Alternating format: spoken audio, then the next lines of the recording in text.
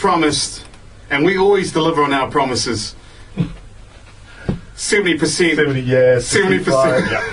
Yeah. We promised that we'll have a superstar on the show at least once a week, and he is here as promised. He is the one, the only, a true warrior at heart and a great guy off the field as well. He is the one, the only, Mr. Lance Hohaia.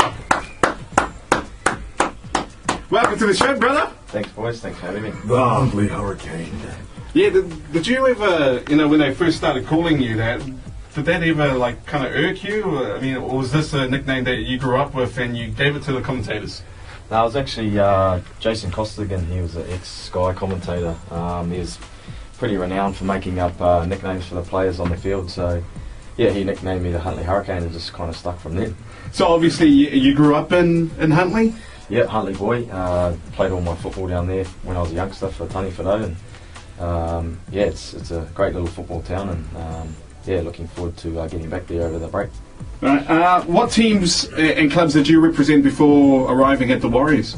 Tani Whanau, obviously, and then I played for the Manurewa Marlins for one season before I debuted at the Warriors, and then pretty much since then it's been all Warriors. So yeah, pretty fortunate in that respect. I guess they sort of notified my dad that they were interested and that would like to have a chat. So yeah, it was about 2 weeks after the tournament finished. We met up, had a coffee, and they were interested in signing me and said that I'd get a free contract and free tracksuit and free medical care, free coffee too at the time. Yeah, and, yeah. From then I've always been with the Warriors. Was it decision, I think? At 16. I'm just trying to remember when I was 16 and all the stuff I was doing was nothing close to that. Yeah, you spent some time behind bars. Yeah. You know. Talking about the bike sheds? Yes, yeah. Yes, yeah. That's what I'm talking about. 16, eh? Now, another man, and I have to admit, I thought I was your biggest fan, but there is a gentleman out there who's your biggest fan. In fact, he used to speak so fondly of you. I actually thought he was your dad for a while. I'm talking about the Mad Butcher. Every time I'm in the Mad Butcher lounge during a Warriors game, you know, even if you're not playing, he's still talking about how great you were that night. And so I'm thinking, well, what is the relationship with the Mad Butcher and the Warriors and also the Kiwis? Yeah, he does. Look, he's been involved in rugby league since the early 70s, and you know, he's the ambassador of rugby league for the Warriors and New Zealand Rugby League. So he's been a big part of my career, and you know, he's done a lot for the game, lifting our profile, and all the charity work he does is. You know, it's awesome. So yeah, I'm lucky to call Butcher a friend. And now I'm a bit of a Warriors freak. I've been supporting the club since March 10th, 1995, when they played the Brisbane Broncos at Mount Smart. That 2002 grand final, because I've read stories, and this is from Kevin Campion, one of the men you just mentioned. He said at half-time, Daniel Anderson, his speech was pre-recorded on a tape, and it was him doing commentary of the Warriors beating the Broncos in the final, but you guys were playing the Roosters.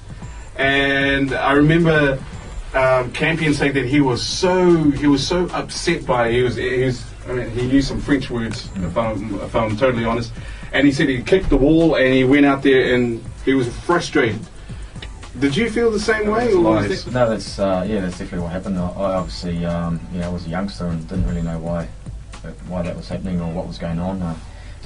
Thought it was a little bit odd at the time, you know, that we sort of didn't have any sort of communication from the coach about what we've been doing well, what we've been doing wrong. So yeah, I think you know, we're all kind of looking at each other, wondering you know, what to say after that. But you know, we just sort of brushed it aside and went out there and you know, tried to do our best. And unfortunately, that second half we probably didn't play anywhere near our best football. So I guess it wasn't our time, and yeah, hopefully, you know, in the next few years, the Warrior boys now can get that title and bring it home. And now we discussed the earlier part of your career, and I think we're up to the year 2002. So sit tight, peeps. We've got another 9 years to get through. Back in 2002, we were just you mentioned some of the players that you played with in that grand final. You had some freaky players. Yeah. Clinton Torpy in the centres. You got Ali Lauititi. You mentioned Kevin Campion as well, Monty Beetham. Who would be one of the freakiest players you've ever seen playing for the Warriors? I mean, Ali was able to do those offloads from almost anywhere, and it's almost like this year we've got Feleti Mateo, who is the 2011 version of Ali.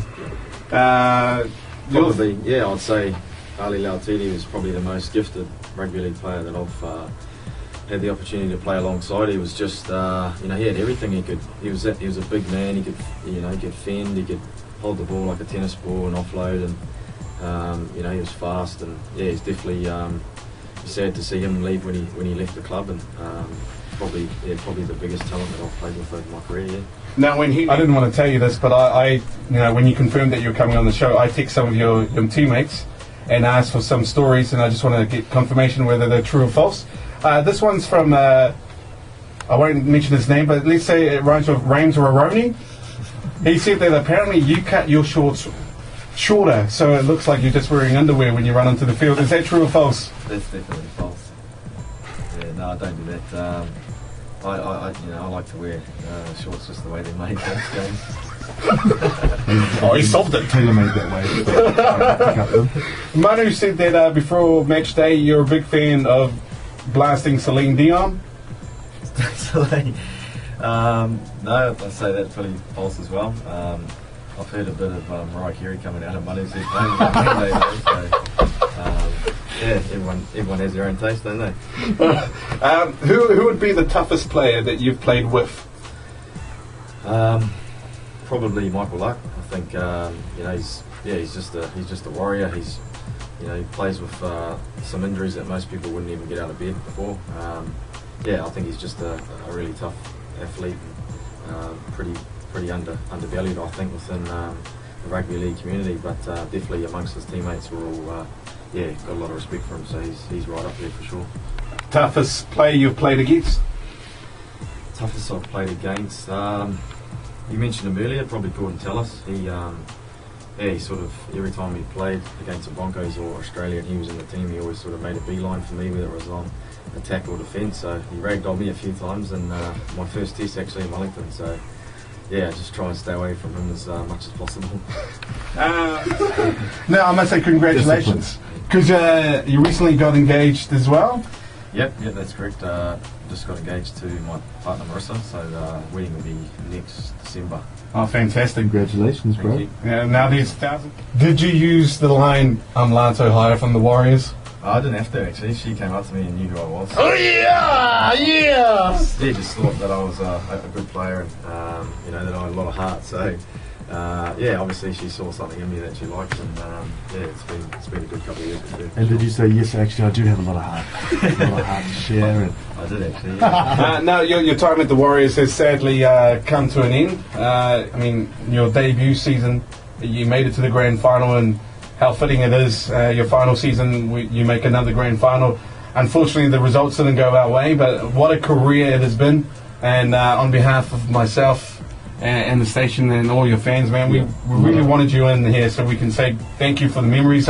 We have a little group out there called the Regulators, Lance, and they've all pestered me on Facebook for the last hour just to give you all your best regards to you, man. Thank you. Thanks a lot. Appreciate all you've done for the Warriors too, bro. You're welcome. Thanks for having me. Yeah, a lot of people I need to thank, but I guess my mum and dad, my fiance, all my family and friends, they've been great support for me over the years. All of our fans have been wonderful, the week leading up to the grand final especially. All the fans and support we had over in Sydney, all of our expat fans in Australia, Sydney, Brisbane, Melbourne, the Gold Coast, thank all of them for all their cheers and laughter over the years. So thanks a lot to all of those people. Ladies and gentlemen, that was the one, the only, the great Lance Hohaia.